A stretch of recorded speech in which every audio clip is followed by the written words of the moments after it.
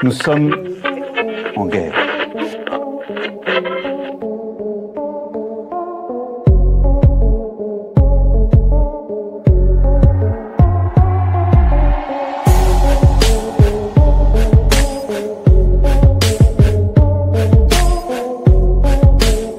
Si vous écoutez ce message, vous êtes la résistance. Bonjour à notre résistant du jour, Claude Janvier, pour ce cinquième épisode de 100% Janvier. Claude, comment vas-tu? Écoute, ça va.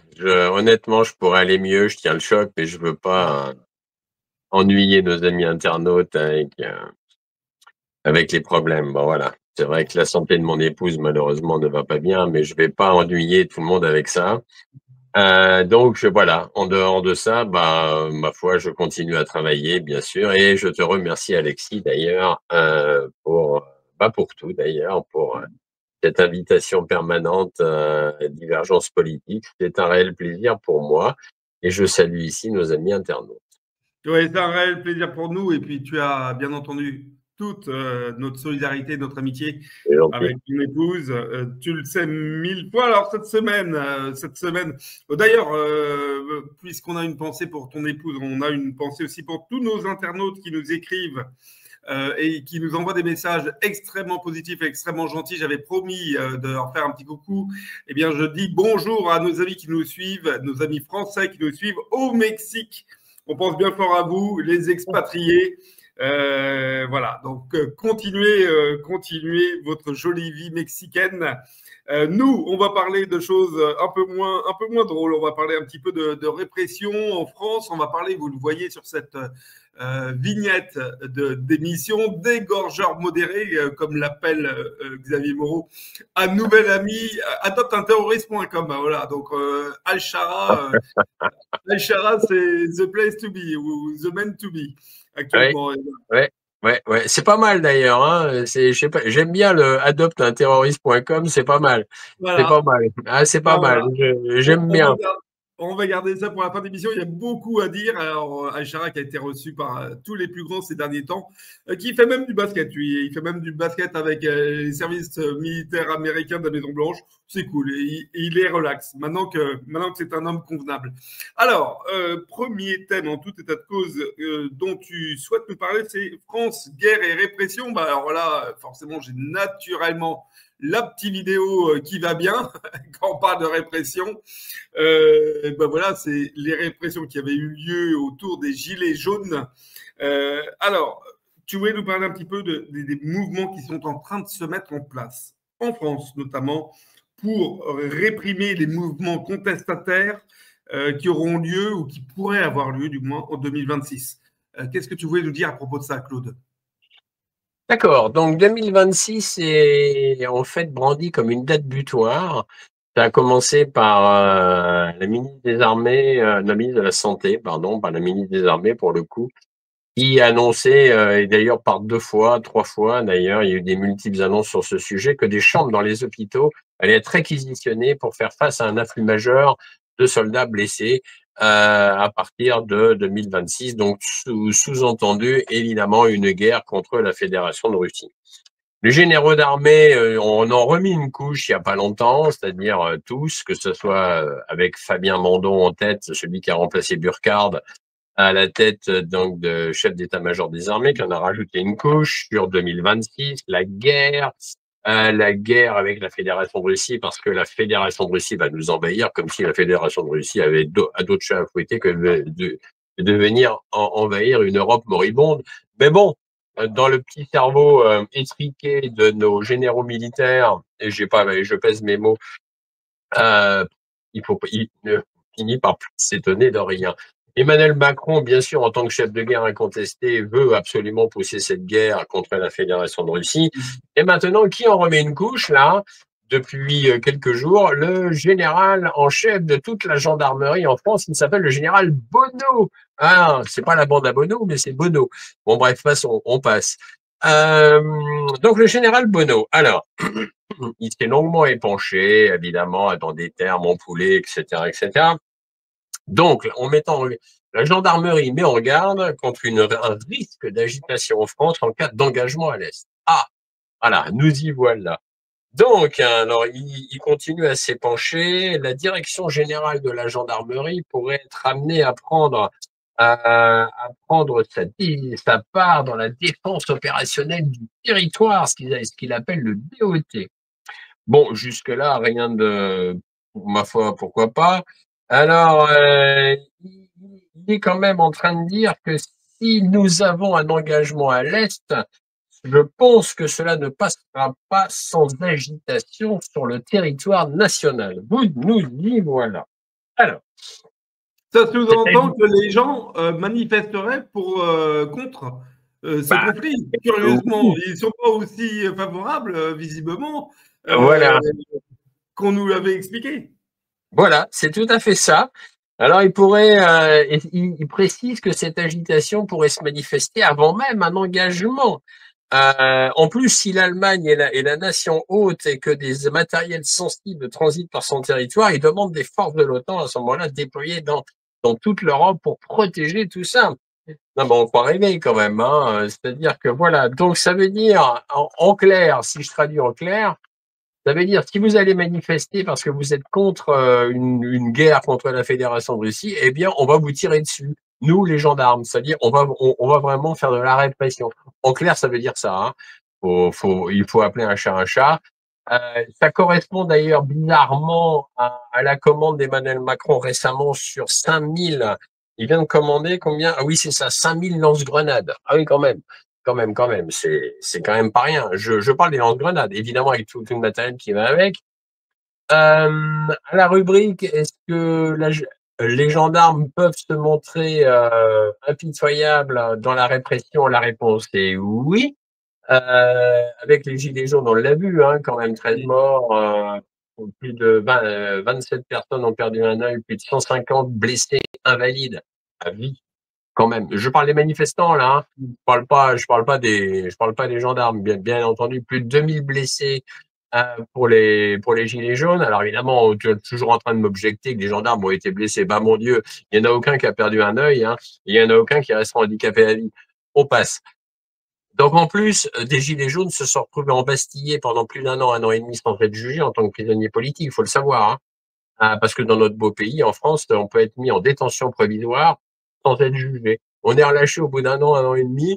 Oh bah, on vous a pas jugé parce que de toute façon, vous auriez été condamné à un an et demi de prison. Donc vous les avez fait. Allez, au revoir. Entre-temps, la personne qui s'est tapé un an et demi de prison sans savoir quand est-ce qu'elle allait sortir, elle a perdu son boulot, bien sûr. Elle a souvent son couple ou sa famille a éclaté, enfin, etc., etc. Détail, hein, détail. Donc voilà, il faut bien préciser. Et il y a eu une super enquête de Mediapart, là, d'ailleurs. Je cite mes sources.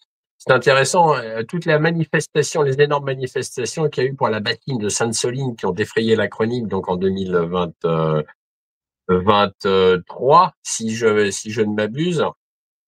Ah ben, les caméras, ils se sont procurés les caméras piétons, parce que en fait, les CRS et les gendarmes mobiles, ils ont une caméra piéton là. De temps en temps, ils la mettent, ils se sont procurés quand même les enregistrements. C'est intéressant quand même. C'est intéressant de la part des gendarmes. C'était faut leur tirer dans la gueule. Ils ont quand même balancé 5015 grenades lacrymogènes, 89 grenades de désencerclement, 40 grenades assourdissantes. Et ils avaient déployé quand même 3000 forces de l'ordre étaient là-bas, sans compter 20 quads, des quads du peloton motorisé d'intervention et d'interpellation, le PM2I, bon ça on s'en fout, de la garde républicaine, ah oui quand même, ultérieurement blanchi par une enquête administrative malgré leur tir de LBD en mouvement. Parce que le LBD, normalement, ils sont censés pas tirer dans la tête, mais quand on est derrière un quad et que le quad est en mouvement et que tout le monde saute de partout, on voit bien le tir du LBD va être vachement précis. Ah bah c'est sûr qu'il est absolument imprécis. Donc là, on peut se le prendre dans la tronche. Et ma foi, c'est pas grave. Voilà, oui, j'ai un peu là-dedans là. Ça commence un peu à m'énerver toutes les histoires là. Ah, en plus, moi, ça n'engage que moi, Alexis, mais je n'aurai un respect pour les forces de l'ordre que le jour où ils rempliront leur rôle de gardiens de la paix. Ils ne seront pas des gardiens de la haine et qu'ils auront nettoyé un peu leurs brebis galeuses dans leur rang. Voilà. Mais ça, c'est des propos qui n'engagent que moi, qui n'engagent pas, bien entendu, divergence politique. Alors, pour en revenir au général Bonneau de la gendarmerie, c'est intéressant parce qu'en avril 2025, un autre général que je ne connaissais même pas, qui s'appelle Philippe Najra, qui est en fait à la tête de la direction du renseignement et de la sécurité de la défense. C'est tout un poème, lui aussi. Il avait souligné les menées subversives de groupes radicaux susceptibles d'être instrumentalisés par des puissances étrangères. Alors, c'est intéressant parce que j'ai commencé à creuser un peu l'histoire et il cible, tiens-toi bien, Alexis, tenez-vous bien, Les Russes. il cible non, pas encore, mais il cible des groupuscules antimilitaristes. Ah bah tiens donc. Et des mouvements pro-palestiniens. Ah! Alors on s'est dit ça, alors ça, je n'avais pas vu ça encore. Alors évidemment, il a déclaré tout ça sous fond de menaces de guerre avec la Fédération de Russie, parce que la Fédération, toujours le même blabla, aurait des velléités d'envahir l'Europe, etc. Enfin, la foutaise que l'on entend périodiquement, malheureusement, sur les médias propagandistes. Donc, c'est intéressant parce que il cible tout d'un coup des manifestants pro-palestiniens. Ah oui, quand même. On s'est dit, mais quand même, c'est quand même incroyable. Bon, ceci dit, il en avait terminé avec ça. Le brave général, je sais plus son nom d'ailleurs, c'est pas grave, et l'autre général Bonneau, il lance un appel quand même à Emmanuel Macron. 22 000 fusils d'assaut doivent être remplacés pour un budget estimé à 110 millions d'euros quand même. Donc l'ensemble du budget estimé pour renouveler les équipements dits militaires, blablabla. En fait, pour mieux faire de la répression. Et en fait, tout le Je fais une budget. parenthèse, Claude, 110 Ouais. millions, c'est quasiment, euh, c'est quasiment une paye au vu de la dépense actuellement. On est en roue libre au niveau des dépenses de Ah l'État bah, français. Donc 110 mais millions de complètement. plus ou de moins, finalement, qu'est-ce que ça peut bien vouloir dire? Oui, mais l'ensemble du budget est estimé pour accentuer la répression, etc., à 800 millions d'euros hein, quand même. Hein. Il l'a détaillé, le bon général Bonneau. Donc voilà quoi. Non, mais donc voilà ce qui nous pond au nez. Et Ah oui. malheureusement, ça me fait absolument pas rire parce que la répression s'accentue réellement depuis le massacre des Gilets jaunes. Hein. Parce que c'était quand même un massacre. Il y a eu 13 morts, hein, quand même. Pas, je l'ai déjà dit, mais c'est bien de le rappeler quand même. 13 morts et de gens qui, en fait, dont une dame qui habitait, je crois, au 3e étage, c'était à Marseille, une vieille dame, et qui tout d'un coup, un CRS avait balancé une grenade qui est passée par la fenêtre de la vieille dame qui habitait au 2e, 3e étage. Évidemment, la pauvre dame, elle en est morte. Et on se demande bien comment un CRS a pu envoyer, ou un gendarme, je ne sais pas en fait, a pu envoyer une grenade quand même au 3e étage. Il faut quand même le faire. Je veux dire, les manifestants, c'est en bas, c'est pas aux étages. Enfin, on passe. On passe. Voilà. On passe au deuxième sujet que tu as souhaité aborder. Eh bien, justement, il est affiché à l'écran. C'est la question de la Commission européenne qui vient d'effectuer un premier versement. On le voit sur l'écran de 4,5 milliards au titre de la facilité de l'Union européenne pour l'Ukraine. C'est merveilleux. 4,5 milliards. On est tellement riche. C'est merveilleux, hein. C'est merveilleux. Ben, ça va se faire ça se fait déjà entre 2024 et 2027. Donc, on voit bien qu'on est toujours, nous sommes toujours malheureusement avec des fauteurs voilà, des chefs de guerre, hein, c'est-à-dire Ursula von der Leyen, Emmanuel Macron, Pierre Starmer et Friedrich Merz. Donc, on ne sait pas trouver des milliards, mais pour la santé, par exemple, etc. Mais on les trouve évidemment pour l'Ukraine. Ah, ben oui. Alors, à ce sujet, tiens, au fait, Alexis, parce que ça vient de tomber ce matin. Ah oui, quand même. Avant que je parle du petit scoop que je viens de trouver ce matin, la dite Commission européenne donc a enquêté pour savoir si l'Ukraine quand même était un pays digne de recevoir des milliards d'euros. En fait, eh bien oui, voilà ce qu'ils ont déclaré, que l'Ukraine avait mis en œuvre. C'est incroyable, c'est surréaliste. Ouais.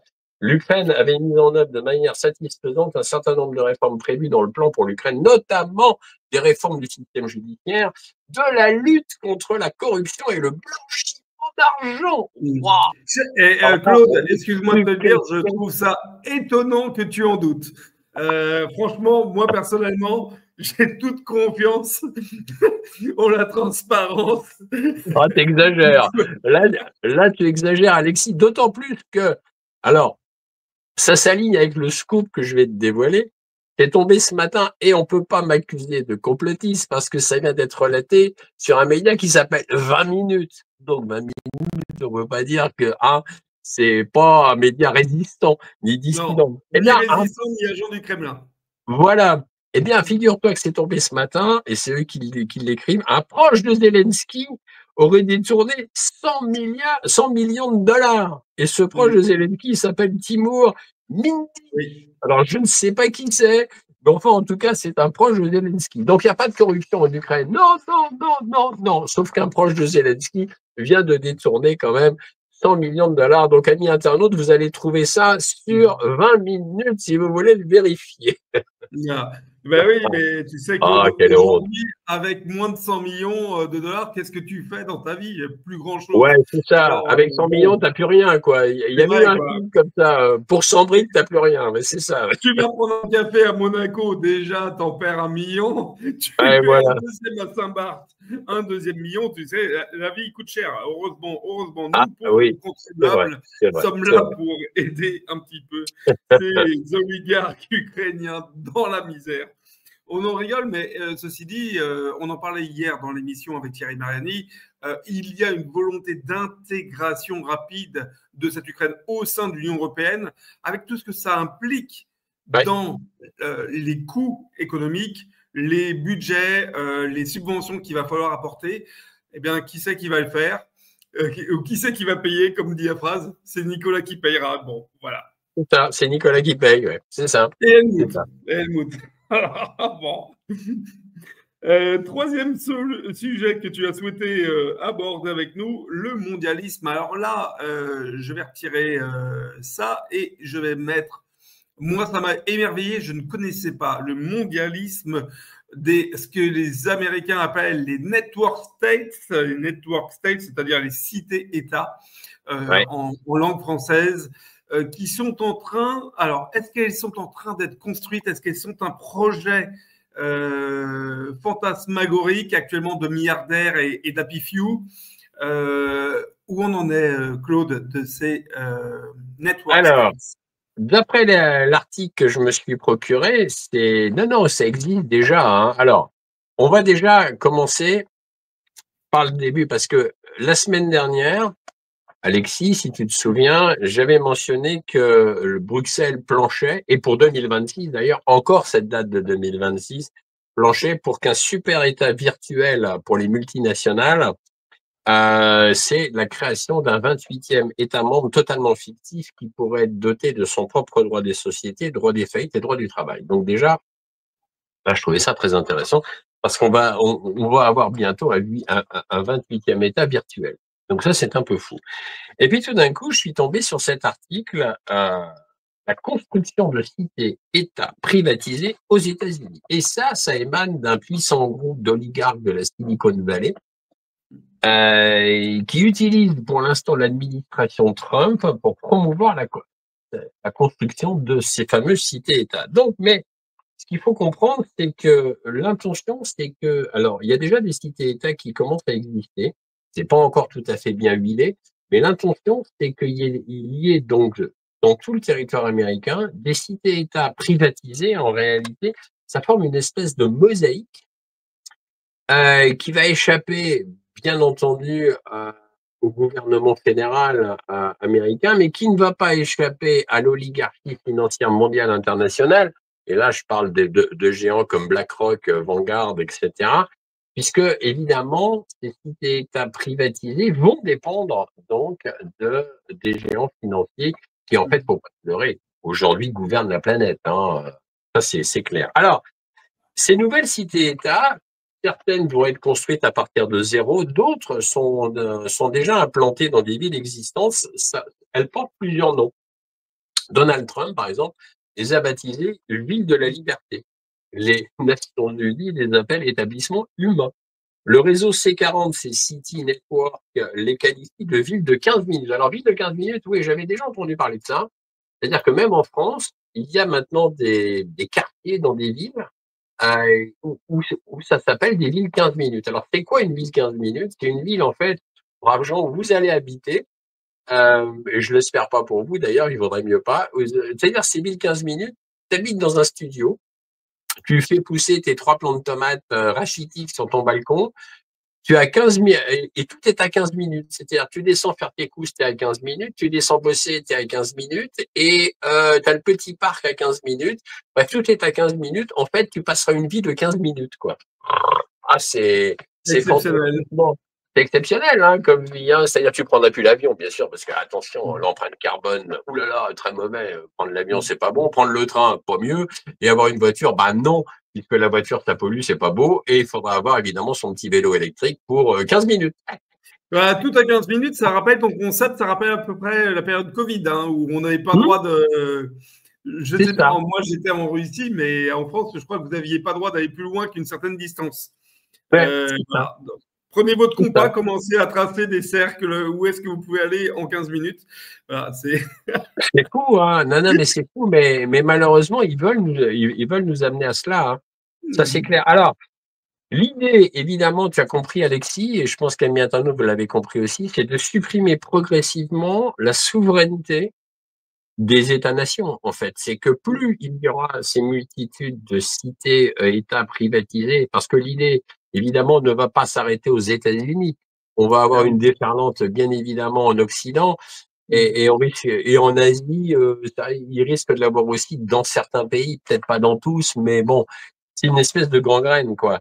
Donc, on voit bien que tout ça s'est orchestré par cette gouvernance mondiale, cette oligarchie financière mondiale internationale. Alors, c'est si vrai que, on va me dire, il faudra un exemple. Eh bien oui, l'exemple, je l'ai. Novembre 2024, donc il n'est pas si vieux.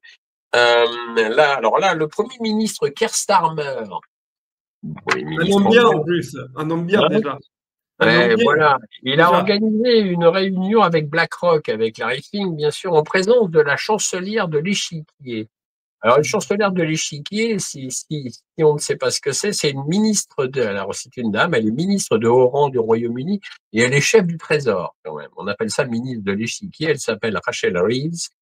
Et, donc, ils se sont réunis à Downing Street, hein, la demeure du Premier ministre anglais, en novembre 2024. Et une partie de l'accord de partenariat entre le gouvernement britannique, qui est quand même un gouvernement public normalement, et BlackRock, qui est quand même une société privée, prévoit que BlackRock va prendre une participation de 80%, dans le développement de 3 des 12 zones économiques spéciales privées du Royaume-Uni. Et voilà. Donc ça, et voilà, c'est très intéressant et c'est vraiment piloté donc par BlackRock, par Vanguard, par toute cette oligarchie financière mondiale apatride. Voilà un peu ce qu'il fallait mentionner. Je trouve ça intéressant. Il faut Je trouve ça vraiment, effrayant. et c'est effrayant et il faut le dénoncer. Et on n'est qu'au début et il va falloir le dénoncer sans relâche et mettre, évidemment, pointer du doigt cette aberration. Parce que malheureusement, si on ne le fait pas, on va y aller, mais les pieds devant, quoi. Voilà. Alors, autre thème également que tu as souhaité aborder, Dieu et Bill Gates. Il finance donc le premier test de géo-ingénierie à haute altitude. Est-ce que tu peux nous en dire 2 mots? Bill Gates ne désarme pas, c'est-à-dire qu'il continue à vouloir jouer, se prendre pour Dieu, parce qu'en fait, Bill Gates, c'est Dieu, hein. Eh ben oui, c'est Dieu. Et là, c'est de plus en plus grave parce que on est habitué aux frasques, hein, de Bill Gates. Il voulait même supprimer les vaches parce que les vaches, ça pète et ça envoie trop de méthane. Il l'a dit, hein. Il étudiait même un produit qui empêcherait les vaches de péter. Enfin, le mec, et quand même, malheureusement, il est fortuné. C'est-à-dire que c'est ça tout le problème. Il est riche à milliards, donc il fait un peu ce qu'il veut. Alors, selon CNBC, c'est une chaîne d'infos en investissement, donc il faut citer ses sources, Il est en train de financer le premier test de géo-ingénierie à haute altitude. Ça, c'est extrêmement grave. C'est-à-dire, son idée, c'est de répandre une immense nappe chimique dans le ciel pour refroidir la Terre. Et c'est texto ce qu'il a dit. Il veut modifier donc artificiellement le climat planétaire avec des particules réfléchissantes. J'avais déjà entendu parler de ça hein, au niveau géo-ingénierie, c'est-à-dire que le soleil, les rayons du soleil arriveraient sur des particules et malheureusement, ces particules vont réfléchir l'énergie fournie par le soleil et donc ça empêcherait effectivement de réchauffer la Terre, de la chauffer. Donc, ce qui veut dire que de plus en plus, on va être projeté dans une terre froide et humide. Mais Bill Gates n'aime pas le soleil de toute façon. Alors, même cette chaîne quand même d'infos en investissement, CNBC, reconnaît que les risques, sont colossaux. Et évidemment, ça risque d'engendrer de la famine de masse, mais ça, c'est d'une évidence absolue. Des inondations, parce qu'il va dérégler le climat, cet abruti. Des sécheresses, enfin, plein de dérèglements incontrôlables. Donc, en fait, la bonne question, c'est qui donne le droit à Bill Gates de manipuler le climat de la planète entière. Ça devrait être sanctionné parce qu'en fait, ce gars-là se prend vraiment pour Dieu. C'est-à-dire, il s'arroge le droit de modifier le climat de la planète entière. Ce type est vraiment un toxique, quoi. Et un monstrueux toxique, quoi. Donc voilà. Tu aurais pu dire 7 types, hein, parce qu'il n'est pas seul, malheureusement. Ils sont toute une petite clique. Alors, transition donc sur le sujet suivant que tu as souhaité aborder. Le nombre de mercenaires étrangers engagés en Ukraine. Tu as récupéré par International Reporter, de notre très cher ami, des chiffres. Oui, les chiffres sont assez intéressants. J'ai été les pêcher donc sur International Reporter, hein, dont il faut saluer le travail ici parce que vraiment ils font tous les deux là, Christelle et Laurent, ils font un travail admirable. Et donc elle a donc classé qu'il y a à peu près entre 16 à 20 000 mercenaires qui guerroient en ce moment contre la Fédération de Russie. Et le nombre de Colombiens et de Sud-Américains est toujours en augmentation exponentielle. Ça, c'est quand même assez incroyable. Je ne le pensais pas. Le classement, l'ordre des nations, je vais y revenir dans 2 secondes. Je vais y arriver plutôt dans 2 secondes. L'ordre des nations n'a pas changé au niveau de l'envoi de mercenaires, mais le nombre de Français augmente. Ça, c'est aussi intéressant et pourrait passer à terme devant les transfuges russes. Oui, parce qu'il faut savoir qu'il y a quand même des transfuges russes qui ont eu envie de se mettre au service du camp du bien, entre guillemets, hein, de Zelensky, de l'OTAN et des USA. À noter quand même que le taux de perte des mercenaires augmente sans cesse. Il est quand même à 22,31%. Ma foi, s'ils ont envie d'aller se faire buter, je vais te dire, entre toi et moi, je vais même pas verser une larme. Ma foi, ils le savent. Donc, le classement. Déjà, les mercenaires viennent quand même de 105 pays différents, quand même, quoi, faut le savoir. Tu te dis des fois, mais c'est invraisemblable ça.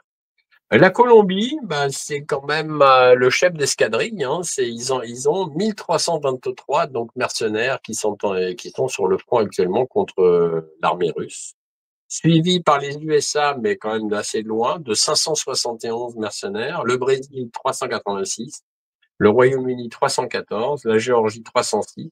Russie, donc 239 transfuges russes, et la France, juste derrière, 208, quand même. Voilà. Donc, je voulais mentionner ça parce que c'est intéressant, parce qu'il y a quand même toujours... la France envoie de plus en plus de mercenaires, enfin de plus en plus de mercenaires français se disent qu'ils vont aller guerroyer là-bas. Et ça rejoint un peu l'idée qu'avait émis Emmanuel Macron il n'y a pas longtemps d'envoyer 2000 légionnaires là-bas guerroyer contre la Fédération de Russie. Donc voilà, cette affaire à suivre. Donc voilà, c'était quand même assez... ça méritait d'être un peu souligné parce que il y a quand même 105 pays qui envoient des mercenaires. C'est fou quand même. Fou. Ah ouais, mais enfin, c'est pas surprenant. Malheureusement. Allez, dernier thème. Pas surprenant, mais bon. Dernier thème de cette émission, c'est notre gros thème, je le rajoute encore une fois en couverture, c'est la question de notre fameux, comme Xavier l'appelle, égorgeur modéré, Al-Shara, de son doux nom, qui est devenu nouvelle meilleure amie des grandes puissants de ce monde. Alors, il a été reçu à ma plus grande tristesse par Vladimir Poutine, il a été reçu à l'ONU, il a été reçu après par Emmanuel Macron qui l'a pris dans ses bras sur le perron d'Élysée. Alors, c'était quand même... Bon, c'est Emmanuel Macron, je ne sais même pas s'il faut en être surpris. Il a été reçu, eh bien, ces derniers jours, on va le voir, par Donald Trump. On le voit dans la petite vidéo qui s'affiche à côté. Qu'est-ce qu'on peut dire de ça? Est-ce que c'est pas une tristesse absolue pour celui qui désormais joue au basket dans la cour de la Maison Blanche? Bon, voilà. Et qui a quand même... Et qu'il y avait quand même un certain nombre de sang sur les mains. Hein. Ah bah, du sang sur les mains, il en a hein, quand même. Moi, c'est ça qui est fou, c'est que c'est une spécialité quand même hein, de la part de beaucoup de dirigeants de pays de cette planète, c'est d'adouber et de blanchir tout un tas de criminels. Et le nouveau président syrien, Ahmad al-Shara, bien entendu, est un criminel. Et c'est en plus, il a été membre de Daesh, il a été membre donc de Jabhat al-Nusra, du Front al-Nusra, que d'ailleurs le Laurent Fabius disait à l'époque, qui est quand même classé terroriste, hein, quand même. Cette fois-ci encore par les États-Unis, le Front al-Nusra n'a pas été blanchi encore par les États-Unis. Mais donc à l'époque, Laurent Fabius, qui à l'époque milite dans les affaires étrangères en France, disait ah oui, ils font du bon boulot. Oui. Bien sûr, il n'y a pas de problème. Il a été un peu ennuyé après Fabius d'avoir déclaré une telle bêtise, mais enfin bon, passons. Moi, ce que je suis surpris, c'est que bon, le passé d'Ahmad al-Shara, on le connaît, c'est que tout d'un coup, il vient voir effectivement Donald Trump et ensemble, ils vont faire une coalition vraiment pour lutter contre le terroriste, c'est-à-dire qu'ils viennent de blanchir un terroriste qui est toujours terroriste quand même dans l'âme, ça c'est d'une évidence absolue, et ensemble, ils vont développer un programme antiterroriste. Oh, alors là... Un terroriste qui avait avoué devant les caméras avoir rasé sa barbe pour une meilleure présentation et communication vis-à-vis d'Occident. Absolument, absolument. Ah bah il s'est refait une virginité là quand même quoi. Alors, ce qui est fou, c'est que effectivement, on l'a vu en train de jouer au basket. Non mais on croit rêver quoi. Donc enfin, les sanctions contre le peuple syrien vont être effectivement levées. Ah bah depuis le temps, ils auraient pu le lever un peu plus. Alors évidemment, Donald Trump ne perd pas le nord. Un grand chantier pour rebâtir et reconstruire la Syrie. Parce que ce qu'il faut savoir, moi je suis allé 2 fois en Syrie quand même. Donc je connais ce pays. Je suis allé une fois en 2021, une fois en 2023, ce qui n'est pas si vieux que cela.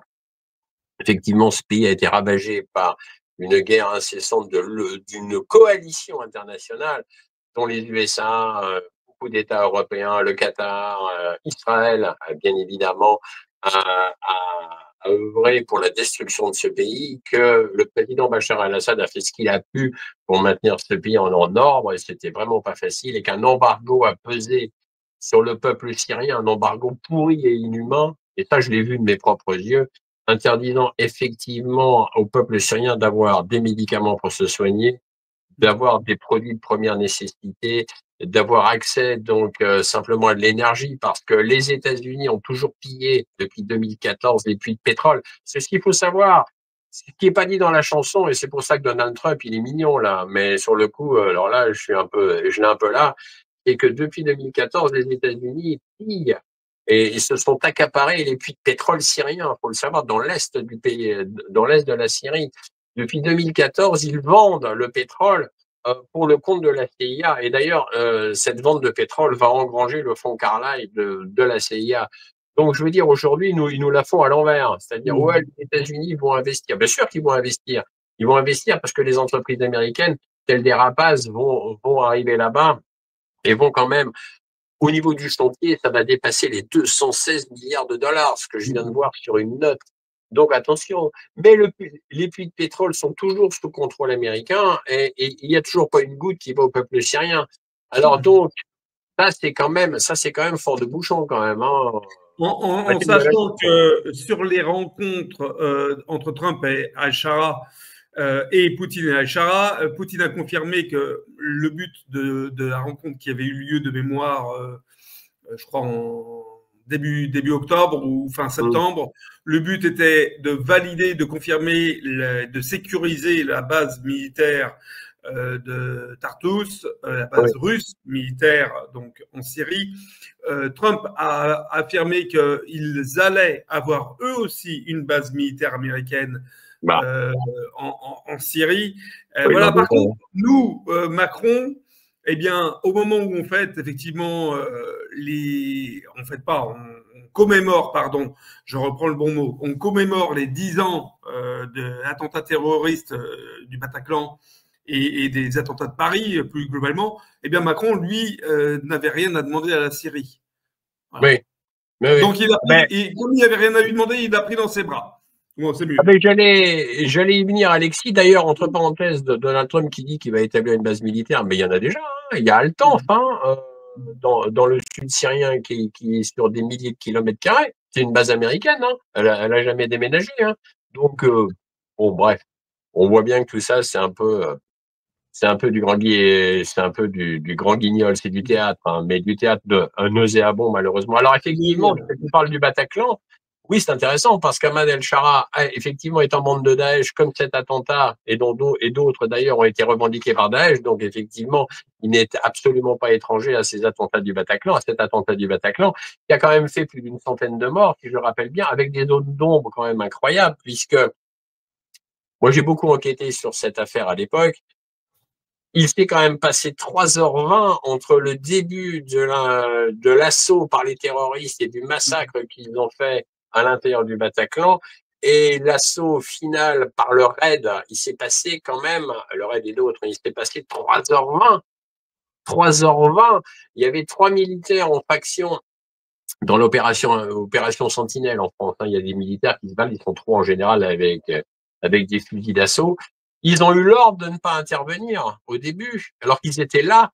Il n'y a qu'un commissaire de police ultra courageux qui, avec un de ses acolytes, mais il avait son arme de poing, il a réussi à rentrer dans le Bataclan, il a réussi à tuer un des terroristes, et puis malheureusement, il ne pouvait pas faire face, et les autres, ils avaient des kalachnikovs et des fusils d'assaut, donc c'est un peu compliqué pour lui. Il est ressorti. Mais à part ce commissaire courageux, il s'est passé 3h20, ça a été même confirmé par un super documentaire qui a été sur Netflix, faut le saluer. Fluctuat nec mergitut. Ouais, non, c'était un documentaire. Ah oui, le documentaire Netflix, c'est ça. Parce que c'est la devise de Paris, effectivement. Ah d'accord, parce que j'en avais vu un documentaire où c'était l'interview justement des musiciens du groupe de métal qui se produisaient au Bataclan et qui était sur Netflix, qui doit plus être aujourd'hui.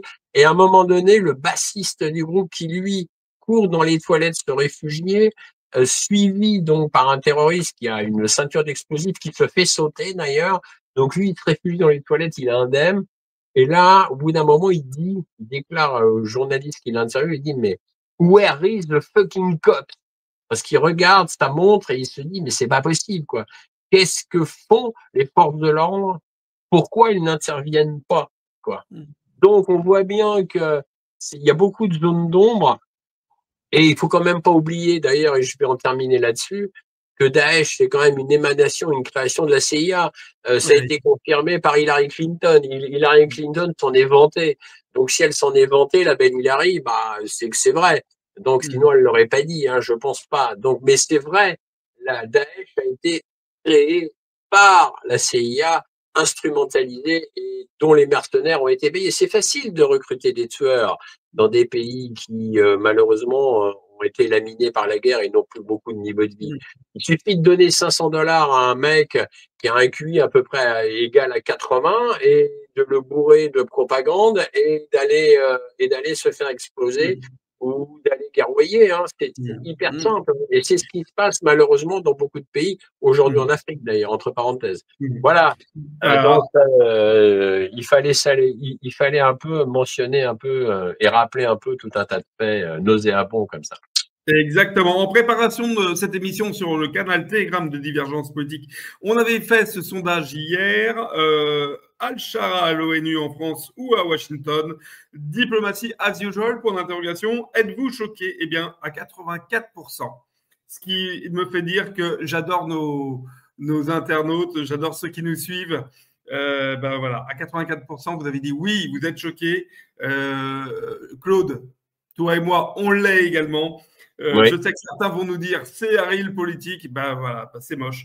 10% avaient répondu non et 6% étaient finalement sans avis. Voilà, pour retrouver ce sondage, rejoignez notre canal Telegram. Il y a des sondages toute la semaine. Il y a des articles de presse.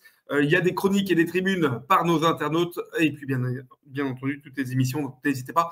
On a eu un petit bug technique, on va essayer de réafficher pour les puristes du basket. Est-ce que le jump shoot est bon de Al-Shara? Bon, là j'ai l'impression que ça marche pas très bien quand même. J'ai un petit problème ce matin technique pour la diffusion de la vidéo.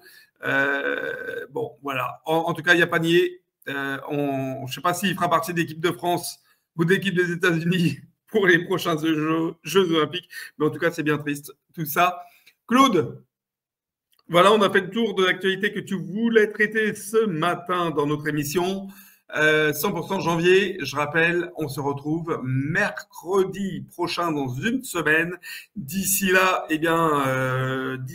qui est-ce qu'on va retrouver? Notre ami Nicolas Mirkovic, Fabrice Sorlin, Xavier Moreau, et puis la semaine prochaine, on retrouve Thierry Malani et toi-même.